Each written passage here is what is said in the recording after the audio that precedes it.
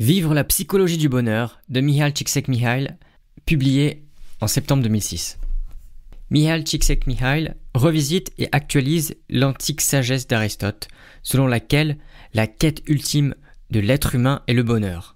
Cette réflexion s'inscrit dans un contexte contemporain marqué par des avancées matérielles et scientifiques sans précédent, qui, paradoxalement, n'ont pas réussi à pallier un sentiment généralisé d'insatisfaction et de quête de sens. Csikszentmihalyi met en évidence la dissonance entre les promesses de satisfaction apportées par le progrès technologique et la réalité d'une quête de bonheur restée inassouvie pour beaucoup.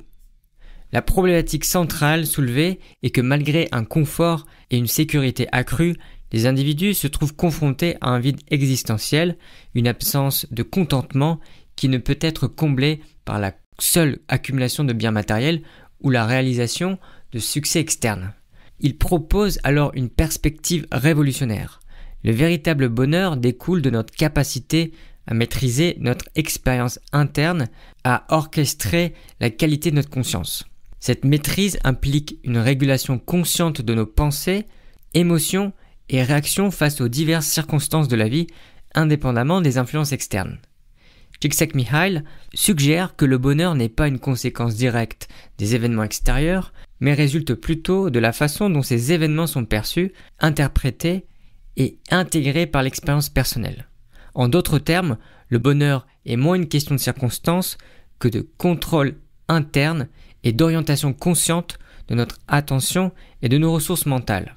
À travers cette réflexion, Csikszentmihalyi pose les bases d'une quête de bonheur profondément ancrée dans l'autonomie et l'autodétermination, ouvrant la voie à une exploration plus approfondie des mécanismes par lesquels les individus peuvent atteindre une expérience optimale de la vie, ou flow, caractérisée par un engagement total et une satisfaction intrinsèque dans l'activité présente. Mihaly entreprend une exploration rigoureuse des frontières et des capacités de la conscience humaine en se focalisant sur l'attention comme une forme cruciale d'énergie psychique. Cette analyse révèle la complexité intrinsèque de l'autoconscience, cette capacité à réfléchir sur soi-même, ses pensées, ses sentiments et ses actions. La conscience est présentée non seulement comme le siège de notre identité la plus intime, mais aussi comme un champ de bataille où se joue en permanence la lutte pour maintenir l'ordre face à l'entropie psychique, cet état de désordre mental qui peut mener à la confusion, à l'anxiété et au mal-être.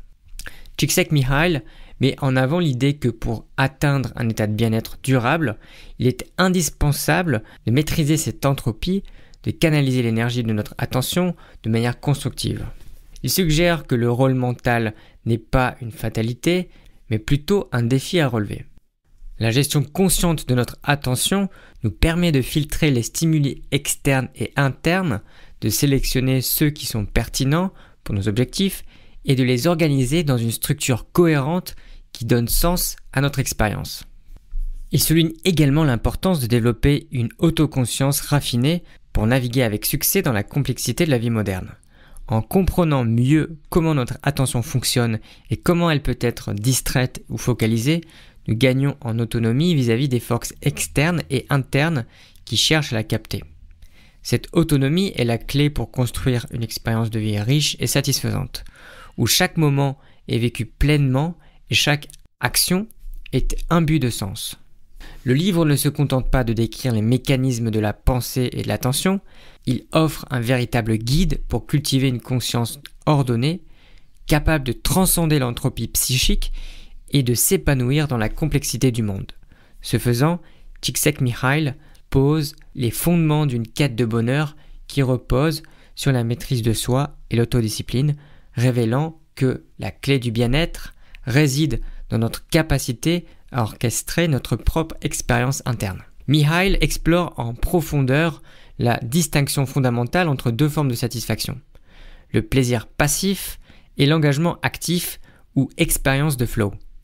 Il débute par une analyse minutieuse du plaisir, souvent perçu à travers des actions passives qui ne requièrent pas un investissement psychique significatif, tel que regarder la télévision ou consommer des biens matériels.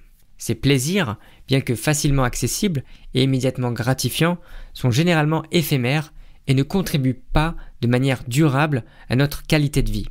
Par contraste, Csikszentmihalyi introduit le concept d'expérience autotélique, caractérisée par des activités qui sont intrinsèquement gratifiantes, indépendamment de leurs résultats externes. L'expérience de flow survient lorsque nous sommes pleinement engagés dans une tâche qui nous met au défi à un niveau optimal, ni trop facile pour éviter l'ennui, ni trop difficile pour prévenir l'anxiété.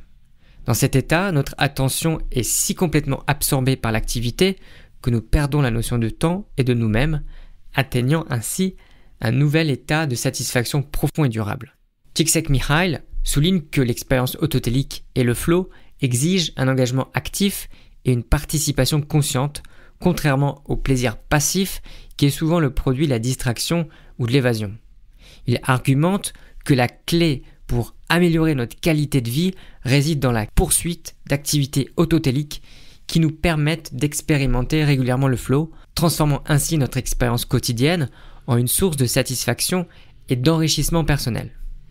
Cette distinction entre le plaisir passif et l'engagement actif est cruciale pour comprendre comment les individus peuvent intentionnellement orienter leur vie vers une plus grande plénitude et un bien-être authentique.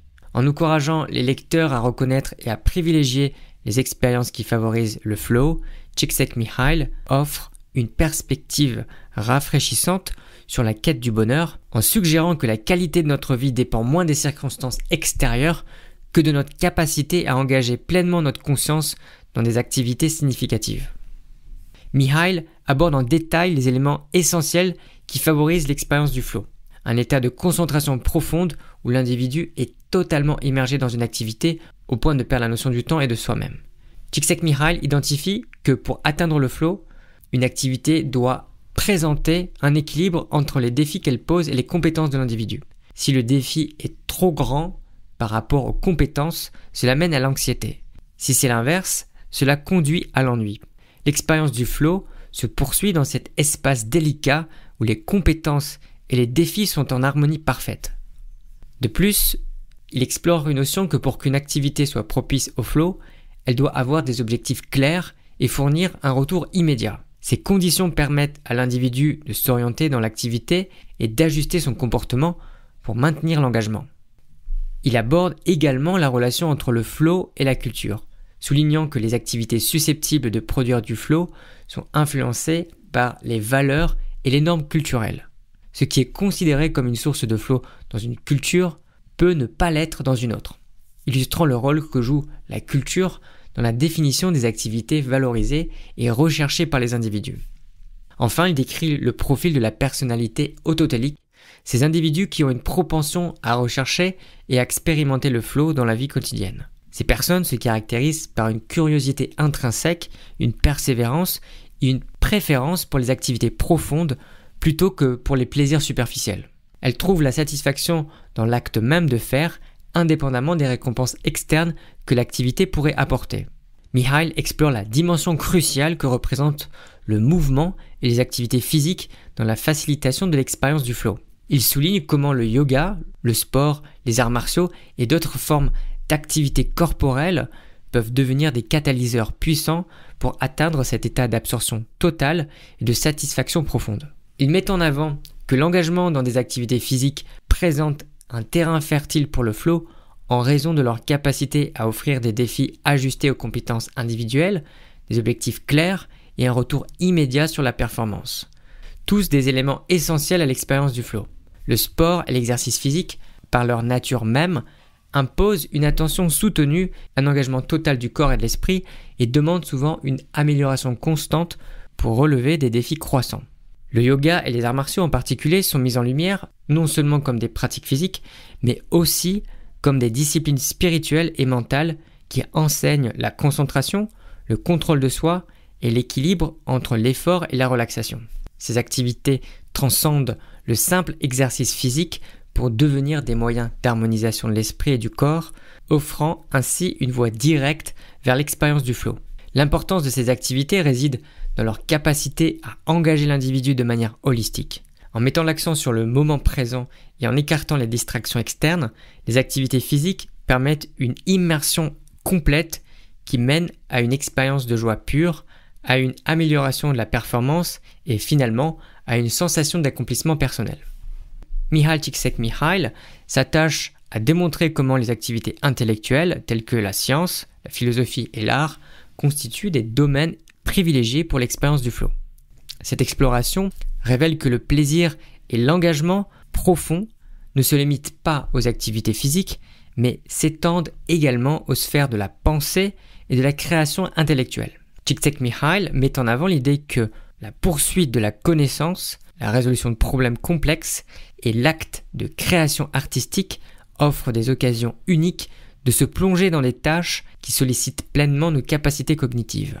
Ces activités engagent l'individu dans un processus d'exploration et de découverte qui nécessite une attention soutenue, stimulant ainsi l'expérience du flow. Il souligne que pour que les activités intellectuelles induisent le flow, elles doivent présenter des défis qui sont en adéquation avec les compétences de l'individu. Par exemple, un scientifique qui se penche sur une question non résolue ou un philosophe qui explore des concepts abstraits éprouve de l'aventure intellectuelle qui peut conduire à des moments de flow à condition que ces défis stimulent leur curiosité et correspondent à leur niveau de compétence. De même, dans le domaine de l'art, que ce soit à travers la peinture, l'écriture ou la musique, le processus de création offre une opportunité d'expression personnelle et d'immersion totale dans le travail. L'acte créatif, guidé par une vision ou une émotion, devient une quête de réalisation qui transcende la simple production d'un objet artistique pour se transformer en une expérience profondément satisfaisante. Csikszentmihalyi propose que ces activités intellectuelles et créatives ne sont pas seulement des sources de plaisir, mais jouent également un rôle essentiel dans le développement personnel et l'épanouissement. Elles permettent à l'individu de tester ses limites, d'expérimenter de nouvelles idées et de contribuer au sens global de sa vie. Il s'aventure ensuite à redéfinir la conception traditionnelle du travail, souvent perçue comme une source de stress ou une nécessité plutôt que comme un potentiel chemin vers l'épanouissement personnel. Il explore les moyens par lesquels les défis professionnels et les activités de travail peuvent se transformer en sources significatives de satisfaction et d'expérience optimale, proposant ainsi une vision du travail non pas comme un fardeau, mais comme une opportunité pour l'expérience du flow. Il commence par souligner que, malgré une perception commune du travail comme antithétique au plaisir, les conditions propices au flow, c'est-à-dire des défis équilibrés avec les compétences, objectifs clairs et rétroaction immédiate, sont souvent intrinsèquement présents dans les environnements professionnels.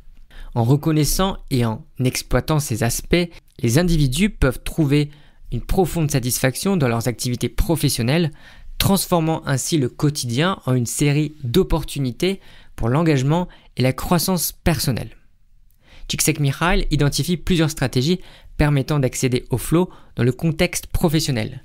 Tout d'abord, il encourage l'adoption d'une perspective autotélique vis-à-vis du travail où l'accent est mis sur la recherche d'activités intrinsèquement gratifiantes au sein même de la sphère professionnelle. Cela peut impliquer la recherche de nouveaux défis, la réinvention de tâches routinières pour les rendre plus stimulantes ou encore le développement de compétences supplémentaires qui permettent d'élargir le champ des responsabilités et de l'engagement. Il met en avant l'importance de cultiver une attitude de curiosité et d'ouverture d'esprit au travail, encourageant ainsi une exploration continue qui favorise l'apprentissage et la découverte. En se concentrant sur le processus plutôt que sur les résultats, les travailleurs peuvent facilement accéder à des états de flow où le temps semble s'écouler différemment et où l'activité elle-même devient la récompense. Mihaly Csikszentmihalyi explore la dynamique complexe entre la solitude et les interactions sociales et comment chacune de ces expériences peut enrichir notre capacité à vivre des moments de flow. Il met en lumière l'importance de trouver un équilibre sain entre le temps passé seul et le temps consacré aux relations sociales, soulignant que les deux peuvent être des sources précieuses d'épanouissement personnel et de satisfaction.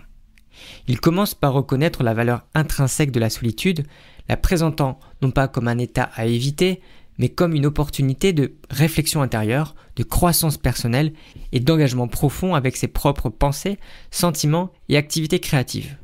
Il illustre comment des moments de solitude consciente peuvent permettre à l'individu d'explorer des intérêts personnels, de développer de nouvelles idées et d'entrer dans des états de flow en se consacrant à des activités autotéliques qui ne dépendent pas de la présence ou de l'approbation d'autrui. Parallèlement, il examine le rôle crucial des interactions sociales dans la facilitation du flow. Les relations enrichissantes, qu'elles soient amicales, professionnelles ou familiales, sont présentées comme des vecteurs de défis stimulants, de soutien émotionnel et d'occasions d'apprentissage mutuel. Il met en évidence que les activités partagées, qu'il s'agisse de projets collaboratifs, de loisirs de groupe ou de simples conversations, peuvent offrir des conditions propices au flow, notamment grâce à la dynamique d'échange et d'adaptation constante qu'elle requiert. L'équilibre entre solitude et interaction sociale est décrit comme une danse délicate où l'individu doit constamment naviguer entre le besoin d'autonomie et le besoin d'appartenance. Csikszentmihalyi suggère que la clé pour maximiser l'expérience du flow dans ces deux sphères de la vie réside dans la capacité à être pleinement présent et engagé, que l'on soit seul ou en compagnie d'autres. Déjouer le chaos. Mihaly s'attaque au défi universel de faire face au stress et aux stratégies inévitables de la vie en proposant des stratégies pour transformer ces expériences potentiellement dévastatrices en opportunités de croissance personnelle et d'expérience de flow. Il propose des perspectives pour naviguer à travers les tempêtes de la vie avec grâce et trouver du sens et de la satisfaction même dans les moments les plus difficiles. Csikszentmihalyi commence par reconnaître la réalité du chaos dans la vie humaine, les pertes, les échecs, les déceptions et les douleurs qui semblent à première vue miner notre quête de bonheur et d'épanouissement. Plutôt que de succomber au désespoir, l'auteur suggère que ces moments de chaos peuvent être vus comme des défis cruciaux qui testent notre capacité à maintenir ou à rétablir l'ordre dans notre conscience. Une stratégie clé présentée est la pratique de la réorientation de notre attention en choisissant délibérément de se concentrer sur les aspects de notre vie que nous pouvons contrôler et qui nous apportent satisfaction et sens au lieu de nous laisser submerger par des circonstances extérieures. Csikszentmihalyi met en évidence l'importance de l'engagement dans des activités qui favorisent le flow comme un moyen efficace de détourner l'attention des pensées et des sentiments négatifs et de la canaliser vers les expériences positives et enrichissantes. De plus, il encourage l'adoption d'une perspective à long terme en reconnaissant que le processus de surmonter les défis et de se construire après des tragédies peut en lui-même devenir une source profonde de satisfaction et de croissance personnelle. La création de sens. Mihaly souligne l'importance cruciale de construire un sens profond de la vie à travers l'identification et la poursuite de thèmes unificateurs. Pour vivre une existence cohérente et enrichissante, il est nécessaire de tisser ensemble les divers fils de nos expériences, intérêts et valeurs en une tapisserie qui reflète une vision personnelle du but et de la signification. Csikszentmihalyi argumente que sans un sens clair de direction ou un ensemble cohérent de buts, la vie peut sembler fragmentée ou dénuée de sens, rendant difficile l'accès à des expériences de flow profondes et soutenues. En forgeant un sens, non seulement nous donnons une structure à notre existence, mais nous ouvrons également la voie à une implication plus profonde et à une satisfaction dans nos activités quotidiennes, transformant ainsi même les tâches les plus banales en source de joie et d'engagement. Il encourage chacun à réfléchir à ce qui est véritablement important pour soi, à identifier les passions et les valeurs qui motivent et inspirent et à s'engager activement dans des activités qui reflètent et renforcent ses convictions. Que ce soit à travers la poursuite de la connaissance, l'engagement communautaire, la créativité artistique ou les relations interpersonnelles, et maintenir un focus sur des thèmes unificateurs permet d'aligner nos actions sur un sens plus large de but. La création de sens est présentée comme un processus dynamique et en constante évolution qui nécessite une introspection continue et une adaptation au changement de la vie. Csikszentmihalyi souligne que cette quête de sens est à la fois profondément personnelle et universellement pertinente, constituant la clé d'une vie pleinement vécue.